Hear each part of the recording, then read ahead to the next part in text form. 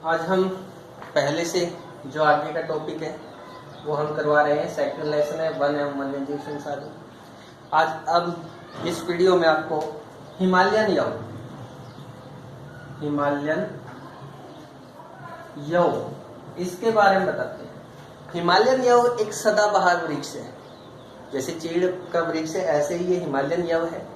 तो हिमालयन यव है ये प्राय कहाँ पर पाया जाता है? हिमाचल प्रदेश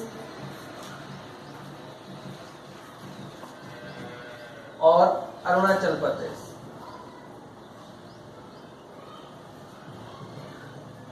हिमाचल प्रदेश और अरुणाचल प्रदेश के पहाड़िया क्षेत्रों में मिलता है। अब ये इतना इम्पोर्टेंट क्यों है?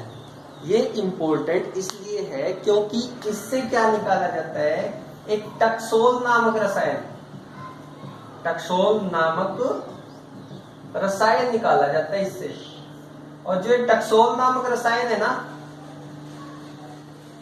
इसका प्रयोग कई बार क्वेश्चन पूछ लिया जाता है, हिमालयन यव क्यों इंपॉर्टेंट है, किस काम आता है? इससे जो टक्सोल नामक रसायन निकाला जाता है, इससे कैंसर की दवाइयां बनाई जाती है। और अब इन जो ये हिमालयन यव है, इनका अंधाधुंध इनकी कटाई शुरू हो चुकी है। अब ये खतरे में है हिमालयन यव। आपको पता है कांड यही है।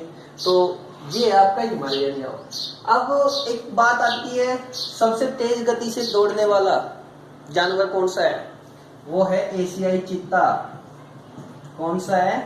एशियाई चीता, जिसकी गति कितनी है? 112 किलोमीटर पर आवर, यानी कि प्रति घंटा, यानी कि 112 किलोमीटर प्रति घंटे की रफ्तार से ये चीता दौड़ सकता है। लेकिन एक चीज आपको मैं बता देता हूं कि 1952 के बाद, यानी कि 1952 में भारत में इसे किसमें शामिल कर दिया?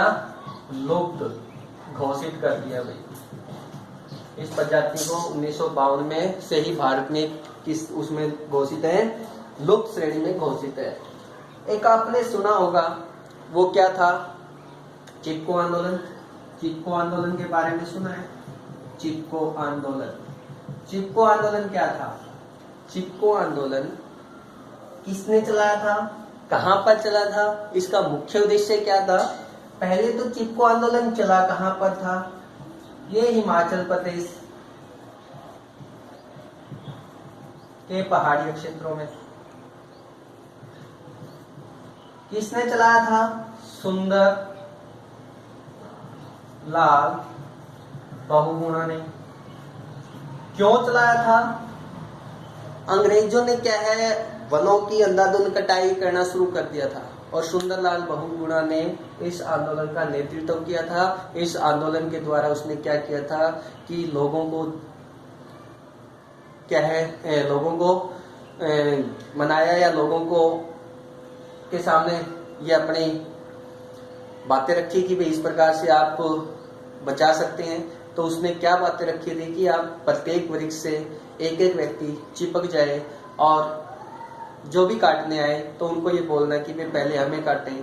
तो सुंदरलाल बहुगुणा ने सभी लोगों को जब इससे अवगत करवाया तो खुद भी उसमें शामिल थे, खुद नेतृत्व कर रहे थे उसका। तो सभी लोग पेड़ों से चिपकना शुरू हो गए और जब वनों की कटाई हो रही थी तो उन्होंने पहले यही बात की कि भाई सबसे पहले हमें काटा जाए, वृक्ष बाद में कटेंगे। तो फिर क्या है, ये आंदोलन सफल रहा था और उन्होंने क्या है, अंधाधुंध जो कटाई हो रही थी उसको बंद कर दिया था। तो इसका नेतृत्व किसने किया था? सुंदरलाल बहुगुणा ने इसका नेतृत्व किया था। एक आता है बाघ परियोजना।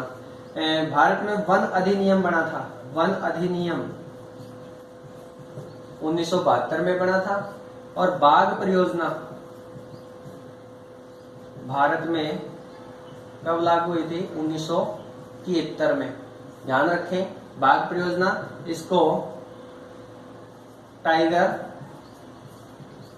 प्रोजेक्ट के नाम से भी जाना जाता है। अब टाइगर प्रोजेक्ट क्या है?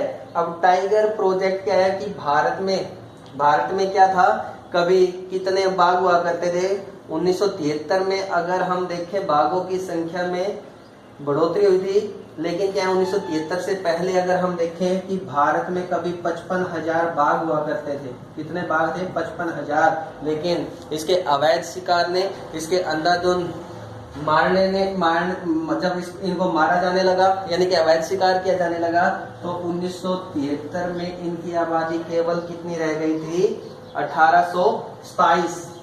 कितनी रह गई थी? 1827।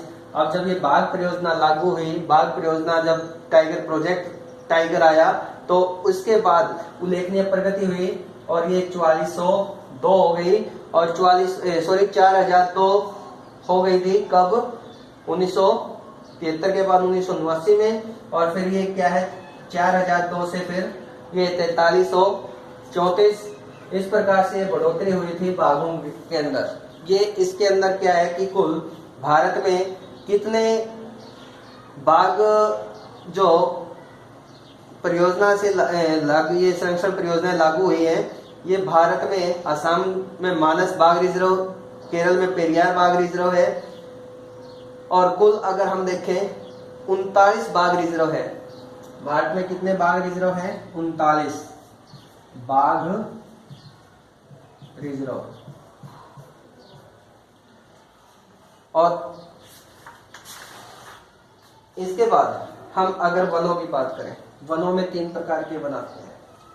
अगर हम इनको देखें, वो 3 वन कौन से हैं? पहला दे दिया इन्होंने आरक्षित वन, आरक्षित वन। दूसरा है रक्षित वन, और तीसरा है अवर्गीकृत।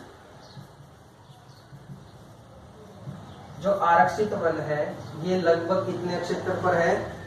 लगभग ये माने कि देश के आधे, यानी कि 50 जितने भी वन है उसका आधा भाग किसका है?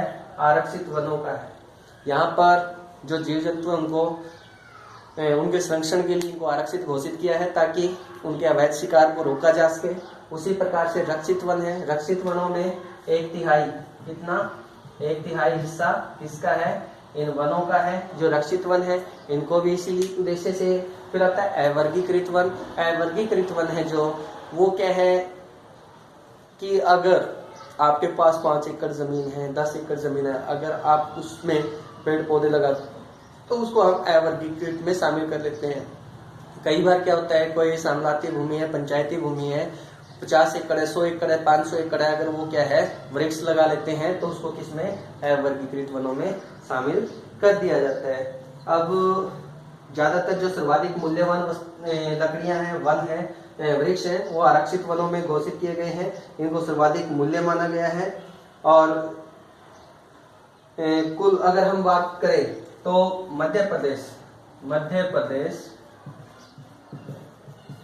में भारत के सबसे अधिक प्रतिशत है, सबसे अधिक वन क्षेत्र है। कहां पर? मध्य प्रदेश में।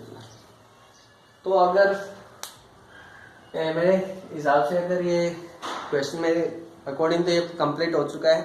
पिछली वीडियो भी देख लेना और ये भी देख लेना। अगर इसमें कुछ टॉपिक रह जाता है तो प्लीज आप कमेंट में जरूर बताना, और ये वीडियो कैसी लगी वो भी जरूर बताना, और या ज्यादा से ज्यादा सब्सक्राइब करें। मुझे और कुछ नहीं चाहिए, आपका सब्सक्राइब और आपके कमेंट चाहिए। ज्यादा से ज्यादा इसको शेयर करें। धन्यवाद।